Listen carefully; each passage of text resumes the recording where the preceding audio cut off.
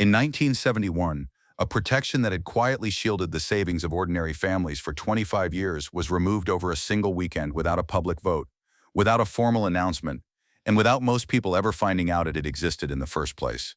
What was removed was not dramatic. It was a rule, a technical constraint buried deep in the architecture of the global monetary system. But that rule had been the reason a savings account in the 1950s and 1960s actually grew in real terms. It was the reason a lifetime of careful, disciplined saving produced something durable, purchasing power that held year after year. When the rule disappeared, something else took its place, something quieter, something that worked in the opposite direction. Some economists argue that from that weekend forward, the financial system was quietly restructured in a way that consistently transferred wealth from those who saved to those who borrowed. The transfer was invisible.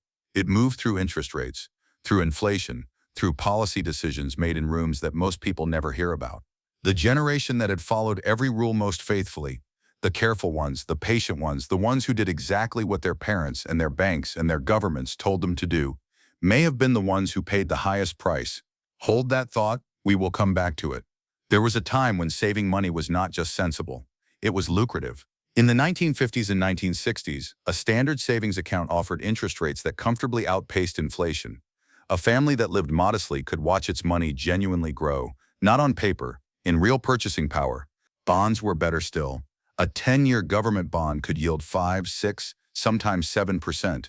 Inflation was low, returns were real. The compact was simple, patience will be rewarded. For the generation that had survived the Depression and the war, this was not taken for granted. They had seen money disappear overnight. When the post-war system offered stability, they embraced it completely. Save. Wait. Trust the institution. The institution will deliver. For roughly 25 years it did. But here is the question to hold in mind, and we will return to it before this ends.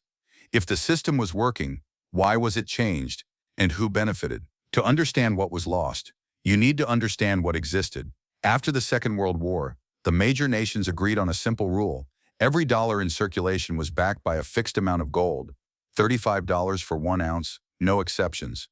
Any country holding dollars could walk up to the American Treasury and exchange them for physical gold at any time. Think of it as a receipt system.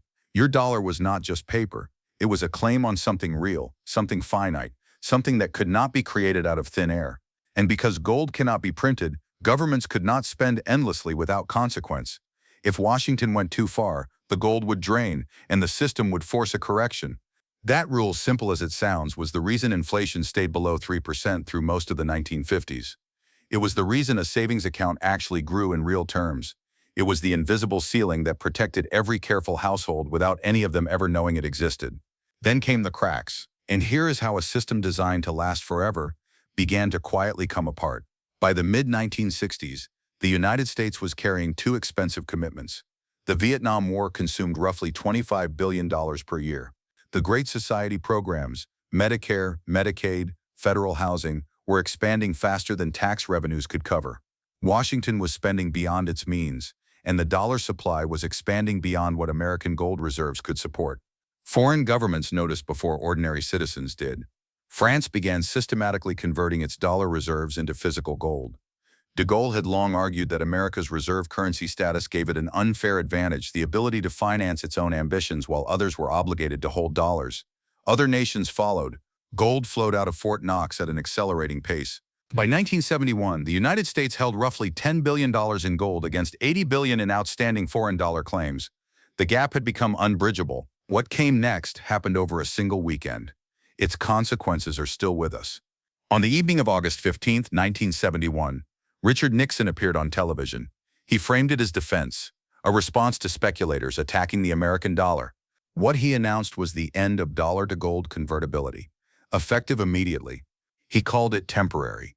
It was never reversed. His Treasury Secretary reportedly told foreign finance ministers, "It's our dollar and your problem." The Bretton Woods system dissolved. The world entered an era of pure fiat currency, money backed not by any physical constraint, but solely by confidence. Some economists viewed this as necessary modernization. Others saw it differently. What had been removed, they argued, was not merely a technical constraint. It was a protection for anyone who stored their wealth in currency rather than in hard assets. Because without the gold anchor, inflation was no longer a failure of policy. According to certain analyses, it became a feature of it. The 1970s are remembered as a decade of economic turbulence. The oil shocks of 1973 and 1979 are usually cited as the primary cause, and they were real, significant events. But some historians argue those shocks arrived into a system already primed for inflation, one from which the fundamental constraint on money creation had been removed, 2 years before the first barrel of oil was embargoed. Between 1971 and 1980, consumer prices in the United States more than doubled. The inflation rate peaked at 13% in 1979. In the United Kingdom, it briefly exceeded 25%. For a generation of savers, the experience was bewildering. Picture a couple in their 40s. They had done everything their parents taught them, everything their bank manager advised, everything their government encouraged. They had a savings account, they had bonds. They had set money aside every month for 20 years, not for luxury, but for security, for the moment when work would end, and the careful years would finally pay off. And then they went to the grocery store. And the price of bread was not what it had been, and the heating bill was not what it had been, and the interest on their savings, the return on 2 decades of discipline, was losing ground to prices that rose faster than any account could keep up with. They had done everything correctly, and somehow they were falling behind. A household with $50,000 saved over 20 years of careful work found that $50,000 could purchase significantly less in 1979 than it had in 1959. Not because they had made poor decisions, because the system beneath them had changed, and no one had told them it was changing. This is the moment to pause, not with anger, but with clarity. What happened to that generation was not random. It was the predictable consequence of a specific structural decision. Some documentation suggests economists advising Nixon were aware that removing the gold constraint would likely produce higher inflation. The debate is not whether they knew. The debate is whether they believed the benefits outweighed the costs. The costs were paid by savers. The benefits accrued elsewhere. After 1971, a new financial architecture emerged, gradually, without a founding conference or a formal announcement. Under the old system, money was a claim on something finite. Under the new system, money was a claim on confidence. Confidence is more flexible than gold. It is also more easily shaped. Central banks became the architects of monetary reality. Their decisions about interest rates and money supply shaped the environment in which millions of people made financial decisions every day. And here is the structural tension that has defined every decade since. Governments face constant pressure to spend. When revenues fall short, they borrow. As debt grows, the arithmetic becomes uncomfortable. Raise taxes, politically difficult. Cut spending, politically explosive. Allow inflation to quietly erode the real value of what they owe, invisible. According to certain monetary historians, this third option has a name: financial repression. It works like this. The central bank keeps the interest rate on your savings account below the rate of inflation. Your money earns 2%, prices rise 4%. On paper, your balance goes up. In reality, what that balance can buy goes down. Every year, quietly, without a single letter from the government explaining what is happening or why. You saved diligently. You kept the money in the bank exactly as you were told.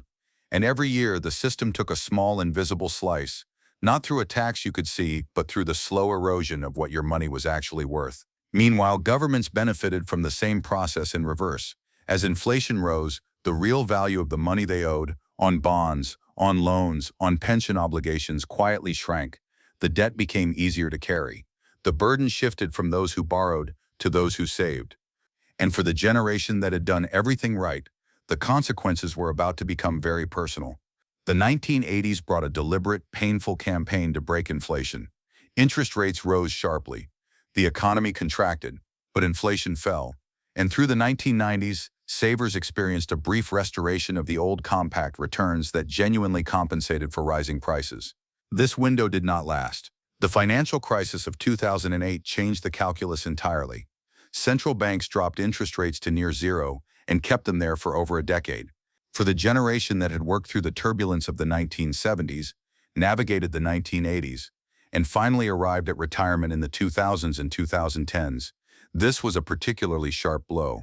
A person who had spent 40 years following every piece of sound advice they had ever received, saved diligently, hold bonds, maintain cash reserves, be patient, found themselves, after 2008, earning effectively nothing on those savings.